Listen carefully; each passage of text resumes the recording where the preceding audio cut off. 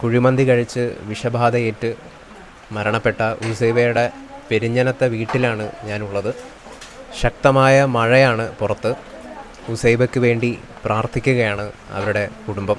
വളരെ ദുഃഖിപ്പിക്കുന്നൊരു സംഭവമായിരുന്നു.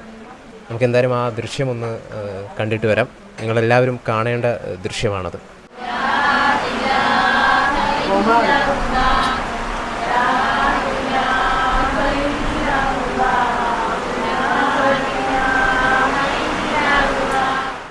ഇരുപത്തിയാറാം ഇവർ പെരിഞ്ഞനത്തെ സെയിൻ എന്ന് പറയുന്ന ഹോട്ടലിൽ നിന്ന് ഈ കുഴിമന്തി പാർസൽ വാങ്ങുകയും പിന്നീട് 27 പുലർച്ചെ ഇവർക്ക് ദേഹാസ്വാസ്ഥ്യം അനുഭവപ്പെട്ട് ആശുപത്രിയിൽ കൊണ്ടുപോവുകയായിരുന്നു. അങ്ങനെയാണ് മരണപ്പെട്ടത്. പോസ്റ്റ്മോർട്ടം റിപ്പോർട്ട് ഇതുവരെ വന്നിട്ടില്ല. എന്താണ് യഥാർത്ഥ കാരണമെന്ന് അറിയാൻ വേണ്ടി കാത്തിരിക്കുകയാണ് ഈ കുടുംബം. കഴിഞ്ഞ ദിവസം അവരെ ഖബറടക്കി.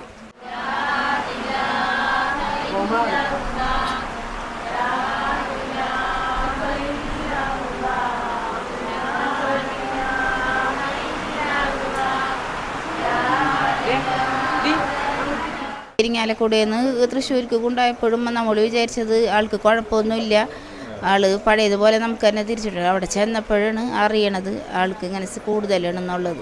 അതിലെ ടെസ്റ്റുകളും എന്തിൽ നിന്ന് ഇൻഫെക്ഷൻ കൂടുതൽ കയറിയെന്നാണ് ടെസ്റ്റുകളൊക്കെ എഴുതിയത്. പിറ്റേ ദിവസം ചെയ്യാനിരിക്കുമ്പോഴാണ് ആൾ അന്ന് രാത്രി തന്നെ മരണപ്പെട്ടത്. പഴകിയ സാധനങ്ങൾ കൊടുത്തിട്ടല്ലേ ഇത് വല്ലാത്തൊരു വിഷമം തന്നെയാണ്. നമുക്ക് നിർത്താൻ പറ്റൂലല്ലോ. ഇപ്പം ഉമ്മ മരിച്ചിട്ട് 9 മാസമായിട്ടുള്ളൂ.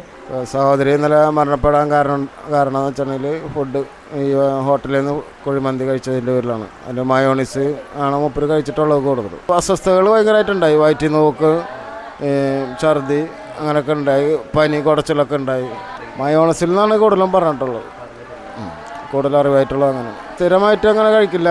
ഇപ്പോൾ എന്തെങ്കിലും പരിപാടിയൊക്കെ അത് വെച്ചാൽ ഇപ്പോൾ അളിയൻ്റെ ബർത്ത്ഡേ ആയിരുന്നു അന്ന് ശനിയാഴ്ച ദിവസം. അപ്പം അങ്ങനെ വാങ്ങിയതാണ്. ഇതിലിപ്പോൾ ഇവിടെ വീട്ടിൽ 5 പേര് കഴിച്ചായിരുന്നു.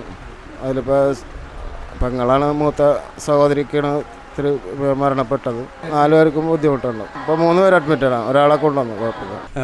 ആദ്യമായിട്ടാണ് ഇങ്ങനൊരു ഇത്രയും വലിയ രീതിയിലുള്ളൊരു സംഭവം സംഭവിച്ചേക്കുന്നത്. അതിൻ്റെ പേരിൽ തന്നെ നമുക്കൊക്കെ മൊത്തത്തിൽ കച്ചവടത്തിനെ ശരിക്കും ബാധിച്ചിട്ടുണ്ട്. നമുക്ക് സാധാരണ നടക്കുന്ന കച്ചവടത്തിൻ്റെ പകുതി പോലും നടക്കാത്തൊരു സിറ്റുവേഷനാണ് ഇപ്പോൾ നമുക്കിവിടെ ഉള്ളത്. ജനങ്ങൾ പാനിക്കായിട്ടുണ്ടെന്നാണ് നമ്മൾ കരുതുന്നത് ഇതിൻ്റെ പേരിൽ.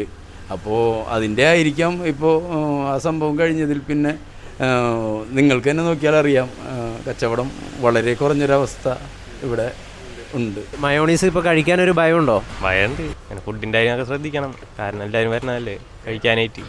മയോണൈസ് എന്ന് പറയുമ്പോൾ ചെറിയ പേടിയൊക്കെ ഉണ്ട്. അപ്പോൾ ആ ഹോട്ടലില്ലേ, ആ ഹോട്ടലിൽ ഇത് എന്താണ് കഴിഞ്ഞ തവണ ഇതേപോലെ സംഭവം ഉണ്ടായിരുന്നു, എന്നിട്ട് അടപ്പിച്ചതാണ്. അപ്പോൾ ആ ഹോട്ടലിൽ ഇപ്പോൾ ലൈസൻസ് ഇല്ല എന്നാണ് കണ്ടെത്തിയിരിക്കുന്നത്. ഹോട്ടലിൽ പോകാറുണ്ടോ? ഞാൻ ഒരാശം പോയിട്ടുണ്ട്.